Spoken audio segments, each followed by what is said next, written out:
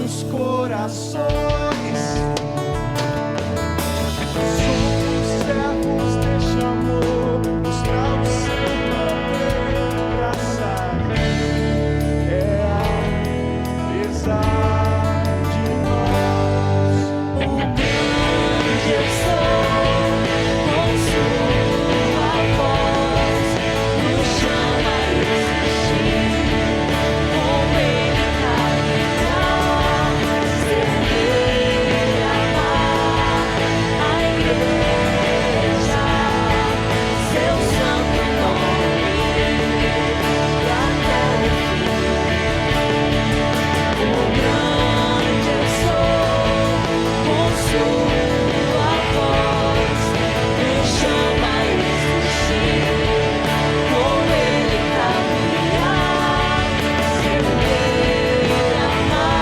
amar a igreja, seu santo nome, até o fim se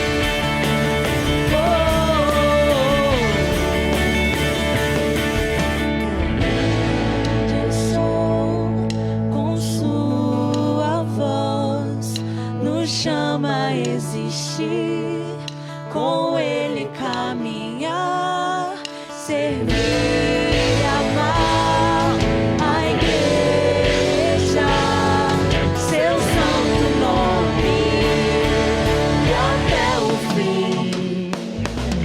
O grande eu sou, com sua voz, nos chama a existir, com ele caminhar, servir, amar a igreja, seu santo nome, até o fim glorificar.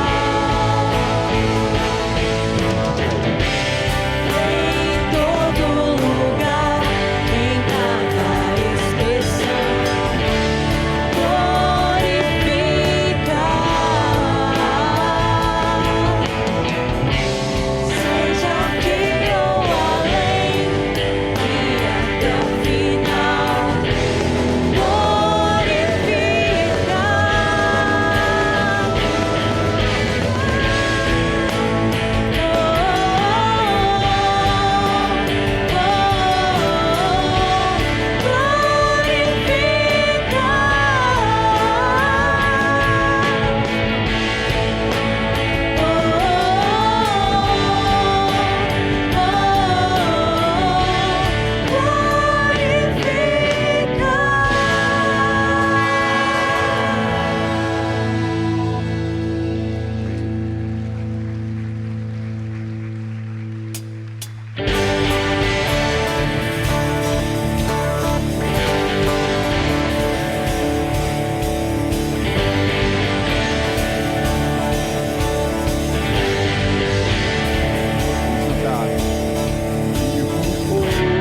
Estou aqui, pois ele decidiu me amar, e então eu posso viver. O seu sangue sobre mim me comprou, me restaurou, sem culpa então me o passado já não mais tem poder, pois novo sou, nele vou viver, posso amar. Toda a morte e o sofrer não me assustarão jamais, pois foi ele quem venceu em meu lugar. Jesus Cristo, Rei das Reis, nos trouxe a redenção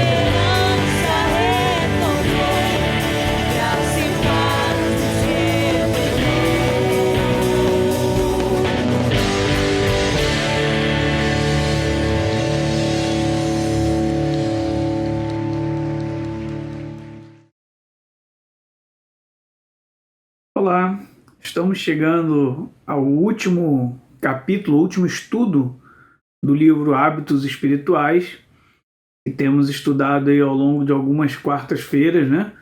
É uma devocional e nós estamos chegando hoje ao último capítulo, ao último estudo dele, que é o estudo de número 21, a devocional de número 21. E essa devocional tem por tema o relógio. Nós vamos tratar hoje sobre o tempo, né? A importância do tempo na nossa vida.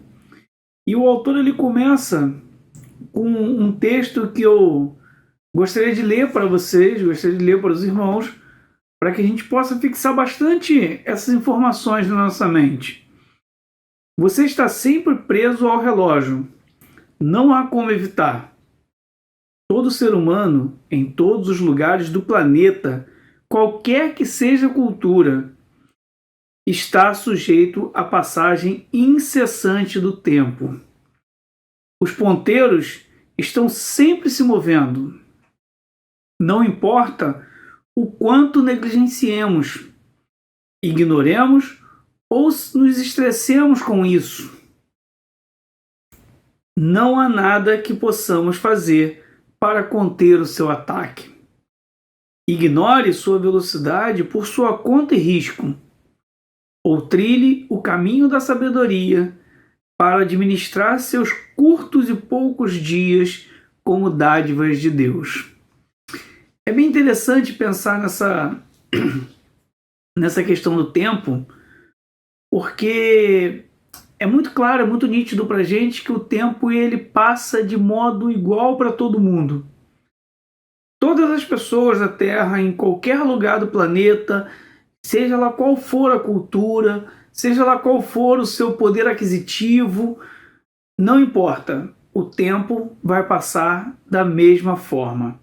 E não há nada que eu, ou você, ou qualquer um outro possa fazer para acrescentar ou diminuir tempo. Não tem jeito, o tempo passa igual para todos. E nesse texto que a gente acabou de ler, existem apenas duas alternativas para tratar desse tempo, para cuidar melhor desse tempo. E é interessante quando ele fala: ignore sua velocidade por sua conta e risco. Você tem o direito de ignorar a velocidade do tempo. Você tem essa possibilidade de não se atentar que o tempo está passando, de não se preocupar que o tempo está passando, ou você pode trilhar o caminho da sabedoria e administrar seus curtos e poucos dias como dádivas de Deus. Essa é a ideia desse estudo, essa é a ideia dessa devocional. Que a gente consiga aprender a administrar os nossos dias, administrar os nossos poucos e curtos tempos, né? Nossos poucos e curtos dias como dádiva de Deus. As Escrituras têm muito a dizer sobre administrar nosso dinheiro, por exemplo. E não é preciso muito para ver que o relógio ele ainda é mais precioso do que o dinheiro. E por que o relógio é mais precioso que o dinheiro? Donald Whitney vai dizer o seguinte: se as pessoas jogassem fora seu dinheiro tão impensadamente como jogam fora o seu tempo, nós o consideraríamos loucos. No entanto, o tempo é infinitamente mais precioso do que o dinheiro, porque o dinheiro não compra tempo. Não importa quanto dinheiro você tenha, não importa quanto dinheiro você não tenha, o tempo não é possível ser comprado. Não podemos comprar o tempo. E seguindo no estudo, né, um dos tópicos desse estudo, ele diz o seguinte: se o Senhor quiser. Aí ele vai dizer: a Bíblia não só recomenda a questão do tempo, né, a gestão do tempo, mas também adverte sobre ele. A época em que nós vivemos é muito se falado sobre a questão do tempo, sobre gestão de tempo, né? Temos muitos livros hoje, muitos estudiosos tratando sobre a questão da gestão do tempo. Talvez você mesmo já tenha escutado no seu trabalho que você precisa ter uma gestão do tempo melhor, você precisa melhorar a sua gestão de tempo.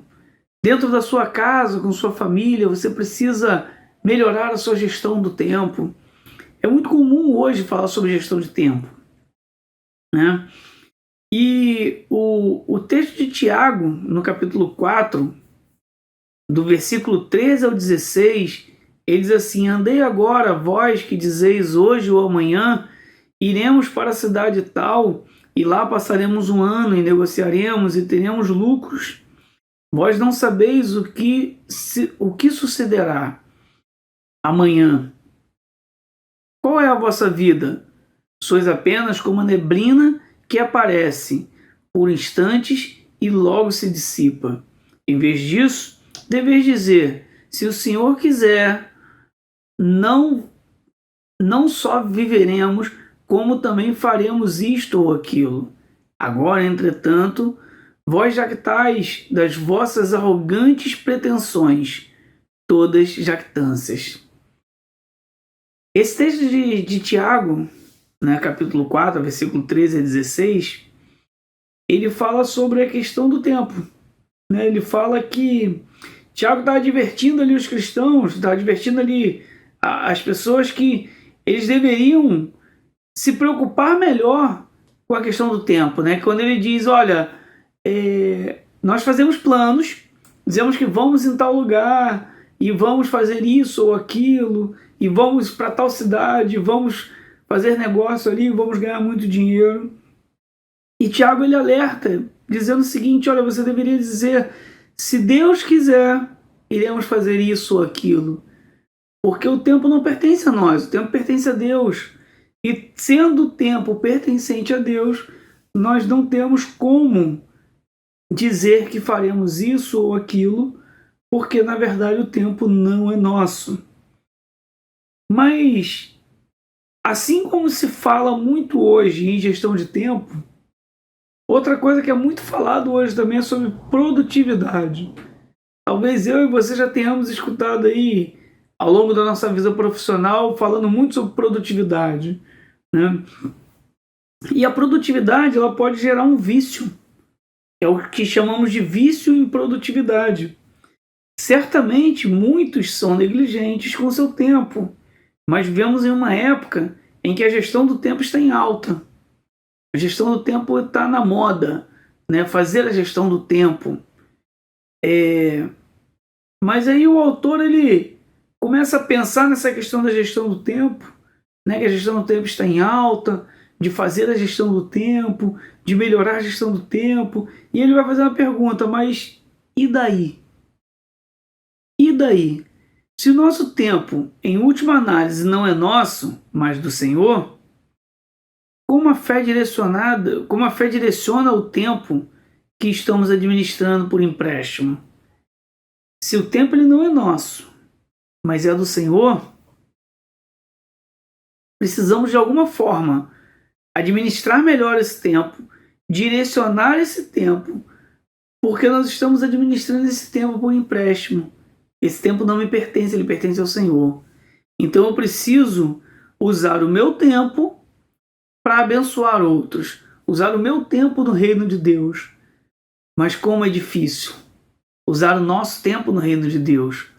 Muitas pessoas não têm dificuldade em abrir a sua carteira, por exemplo, em doar o quanto for necessário para a obra do Senhor, né? E quando você faz uma campanha na igreja, nessa campanha você pede para que doe dinheiro. Tem muitos irmãos que não têm dificuldade em doar dinheiro, não tem dificuldade em abrir sua carteira, mas quando pede a doação de tempo, aí é mais complicado. Afinal de contas, eu sou uma pessoa muito ocupada. Afinal de contas, eu tenho muitos afazeres. Eu não tenho tempo para essas coisas. E aí a gente quer, de alguma forma, usar o dinheiro para suprir a necessidade do tempo. E isso não é possível, porque se o tempo não é meu, ele é do Senhor, eu preciso administrar esse tempo que o Senhor está me dando por empréstimo. fé operando por meio do amor. Um princípio fundamental para ter uma gestão de tempo cristã é esse: deixe que o amor ao próximo seja o condutor do seu planejamento disciplinado e intencional. Disciplinado e intencional. É o amor ao próximo que cumpre a lei de Deus. Romanos 13, de 8 a 10, vai falar sobre isso. É o amor ao próximo que vai cumprir a lei de Deus.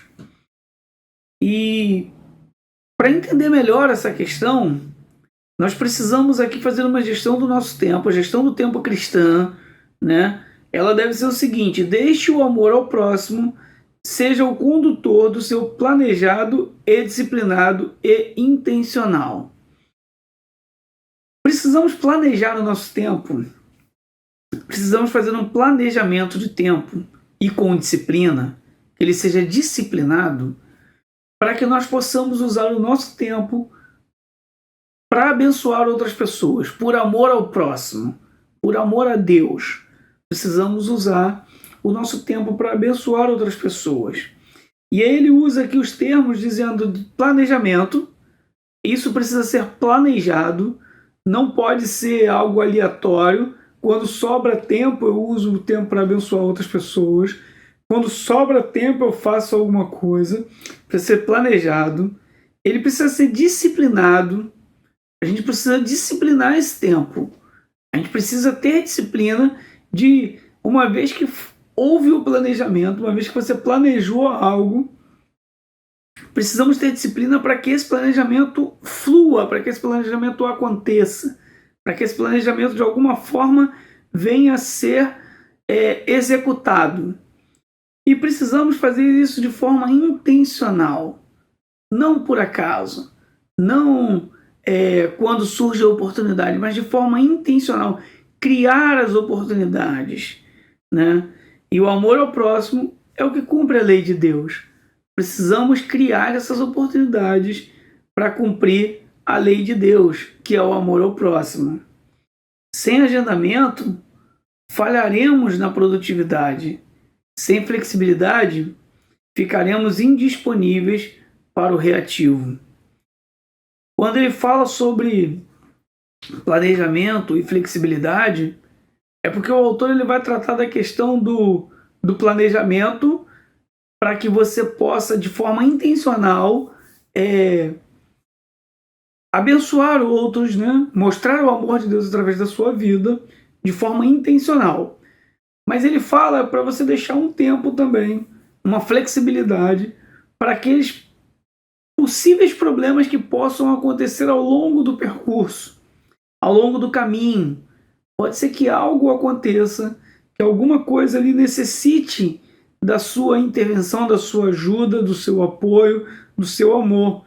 Então é interessante você ter flexibilidade na sua agenda também, para que você possa não só, dentro da sua produtividade, dentro do seu dentro da sua disciplina intencional, ter o seu tempo para abençoar ao próximo, mas também que você tenha um tempo de flexibilidade para que você possa, de alguma forma, abençoar outras pessoas. Para aqueles que o desesperam, ele vai falar que existem 4 lições para uma questão de tempo frutífera. 4 lições para uma gestão de tempo frutífera. A primeira lição: considere a sua vocação. Ele vai tratar sobre essa questão da vocação e ele vai dar um exemplo que me chama muita atenção. Às vezes a pessoa é vocacionada para uma determinada profissão, por exemplo, né? E às vezes ele entende que ele precisa ser abençoador dentro daquela profissão, né? Por exemplo, uma pessoa que é vocacionada para ser um advogado. Ele entende que ele precisa abençoar as pessoas com o direito. Então ele entende que ele precisa primeiro se formar para ser um abençoador, para abençoar pessoas através do direito. Mas quando você considera a sua vocação, você considera que você já tem a vocação de ser um estudante. E você pode abençoar pessoas sendo estudante. Então considere a sua vocação. Pense na sua vocação para que ela possa abençoar pessoas. Mas não só a sua vocação futura, mas a sua vocação atual. O que você tem feito hoje pode abençoar pessoas. Planeje com as pedras grandes.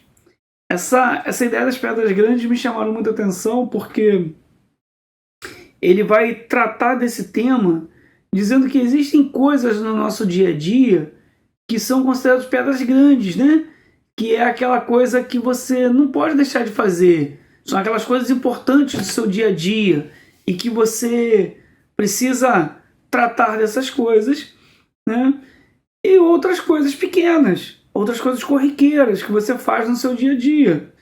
E ele vai falar, se você pegar um vaso de planta, por exemplo, e você encher de pedrinhas pequenas, e depois que você encheu de pedrinhas pequenas, você querer colocar as pedras grandes, possivelmente essas pedras grandes não vão caber no vaso. Mas quando você coloca primeiro as pedras grandes e vem enchendo os espaços com pedras pequenas, é bem provável que você consiga colocar tudo dentro do vaso.